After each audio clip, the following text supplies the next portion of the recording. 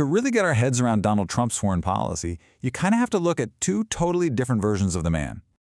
So on one side, you've got the Trump from back in 2011, who was dead set against starting a war with Iran. But then you have this hypothetical 2026 Trump who's just announced a massive strike that took out Iran's supreme leader. So what gives? I mean, how do you go from being the candidate who promised to end stupid foreign wars to being the president who starts them? That's the big question we're going to try and unpack here. To start figuring this out, we have to go back to 2019. This was really the first time Trump's whole no endless wars idea got put to a serious test, because tensions with Iran were, well, they were at a boiling point. And a key person in this story is John Bolton, who was Trump's own national security advisor. I mean, this guy had been advocating for an invasion of Iran for years. He'd even predicted the regime would be gone by 2019. And now, suddenly, he was in a position to actually make that happen. But Bolton had one, shall we say, major obstacle in his way: his boss. Remember, Trump's entire 2016 campaign was built on this promise of America first, and avoiding the exact kind of conflict that Bolton was itching for. And, that promise got tested. And it got tested fast.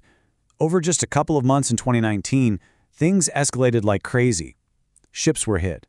Oil facilities were attacked. And then, the big one, Iran shot down an American drone. Bolton and the other advisors were all pushing for a huge retaliatory strike. But then, literally moments before giving the green light, Trump asked the question that seemed to catch everyone off guard. He just asks, how many people will be killed? And the answer came back, about 150 Iranians.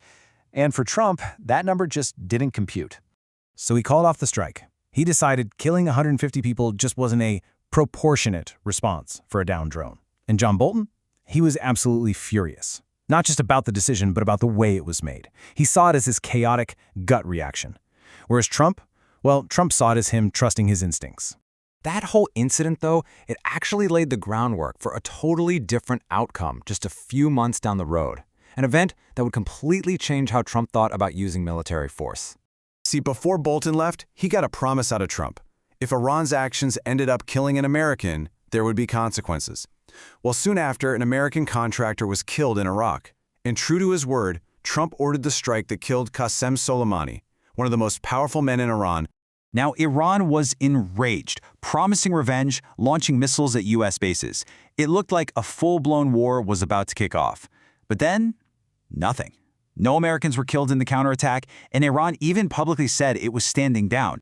And this was the big lesson Trump took away from the whole thing. From his point of view, he had just taken out Iran's #2 leader, and the consequences were minimal. No quagmire, no American casualties, no endless war. It started when he said so, and it ended when he said so. This one experience basically became his blueprint.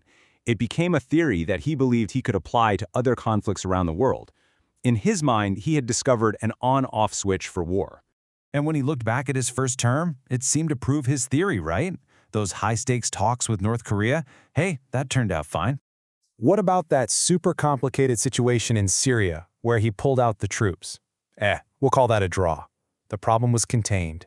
And in his hypothetical second term, a wild overnight raid to snatch Venezuela's president? Job done. A big show of force with, in his mind, very few political consequences. So here's the theory in action. It's really simple.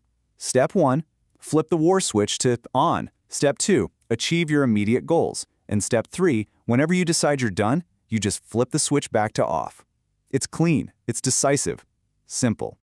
Okay, but there is a massive, glaring problem with this theory.